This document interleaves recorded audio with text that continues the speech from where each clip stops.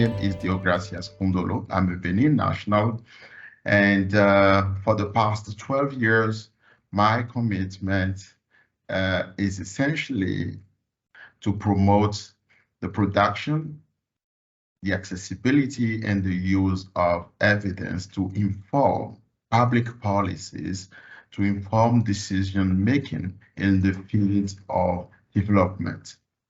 As such, I've been working with the International Initiative for Impact Evaluation, 3IE, as a senior evaluation specialist and currently coordinating a regional program of impact evaluation capacity building in West Africa.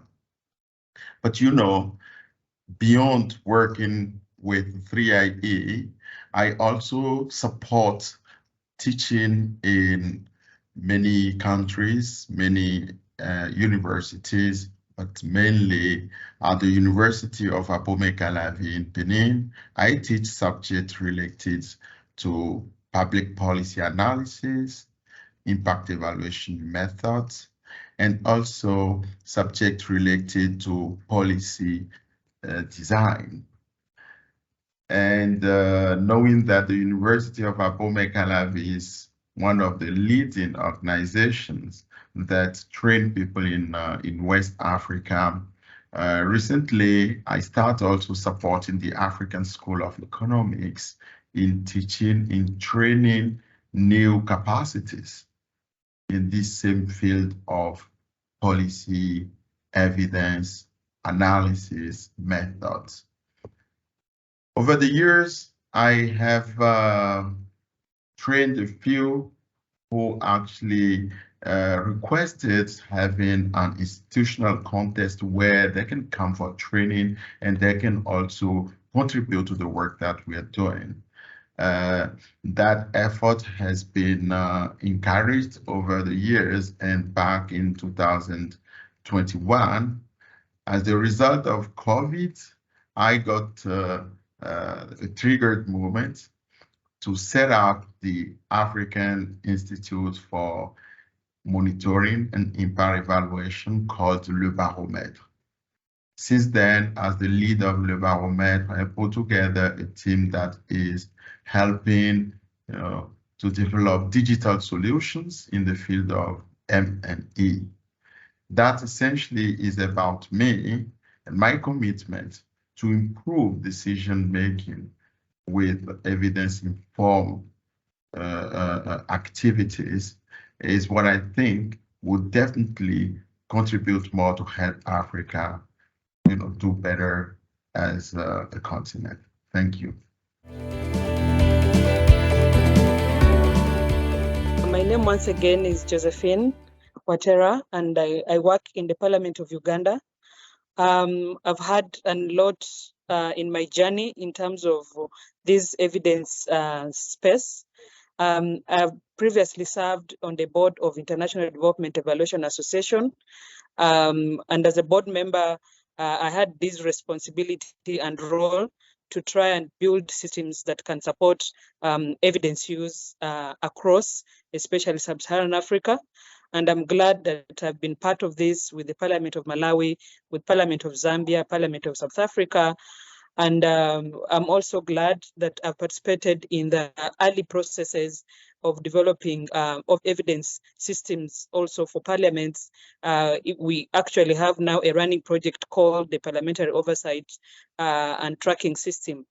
Within the Parliament of Uganda, I'm Assistant Director in charge of research. And my work is basically to make my MPs very well confident and informed about the decisions that they need to take in the aspects of budgeting, in the aspects of legislation, in representing the views of their constituencies, and also reaching out in terms of advocacy on things that need to be different in our nation. So I play a role of a knowledge broker, but I also facilitate the process of seeing that the evidence that is available is actually being used. So in other spaces, I've previously supported the World Bank to develop what we call responsible evaluation guidance or guidelines. And then currently I'm supporting the Global Fund. I'm a member of the Independent Evaluation Panel of the Global Fund, and we are also working through setting up strong M&D systems. And in one of these is the aspect of evidence dissemination and facilitating decision making at all levels, from the global level of the Global Fund to country level, so that we can reduce the disease burden of HIV, TB, and malaria. So I'm so excited that I'm part of this recognition that the Globe has given me through the AEN, and I look forward to engage further and make my contribution even better in the continent. Thank you so much.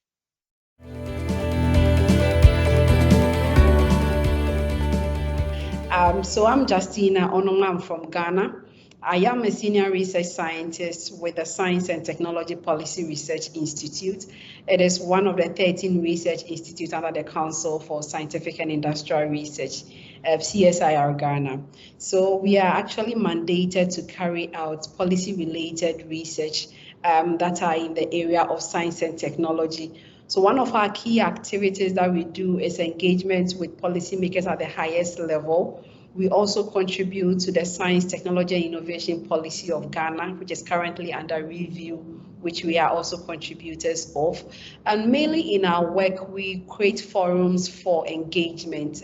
So in the sense that we organize policy symposiums, we do policy dialogues, and also we do a number of policy briefings. So you realize that as we produce the evidence, we don't just put it as an evidence in a book.